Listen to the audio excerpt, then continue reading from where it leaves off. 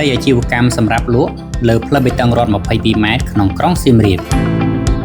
ជំរាបសួរពុកម៉ែបងប្អូនថ្ងៃនេះយើងខ្ញុំសូមណែនាំដីអាជីវកម្មមួយកន្លែងស្ថិតនៅលើផ្លូវបេតុងរ៉ូត22 ម៉ែត្រពុកម៉ែបងប្អូនដីនេះមានទំហំធំស្អាតមែនទែនដែលមានក្បាលរហូតដល់30 ម៉ែត្រនិងបណ្ដោយរហូតដល់48 ម៉ែត្រហើយជាពិសេសទៀតនោះដីនេះគឺមានផ្លូវដល់ទៅ2ខាងមុខជាផ្លូវបេតុងខាងក្រោយជាផ្លូវក្រួសក្រហមទីតាំងបរិយាកាសល្អដែលពុកម៉ែបងប្អូនកំពុងតែមើលឃើញនេះគឺនៅជិតកន្ត្រកវិលអង្គរអាយស្ថិតនៅលើផ្លូវធំមានផ្លូវខ្វាត់ខ្វែងមានប្រជាជនរស់នៅជុំវិញអាចសាងសង់ជាផ្ទះសម្រាប់រស់នៅ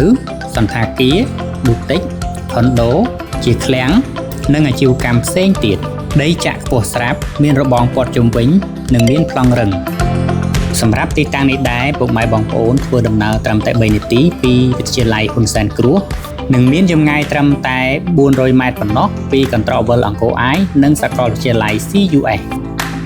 សម្រាប់ពុកម៉ែបងប្អូនដែលមានចំណាប់អារម្មណ៍សូមតាក់ទងមកលេខទូរស័ព្ទដែលមាននៅខាងលើនេះ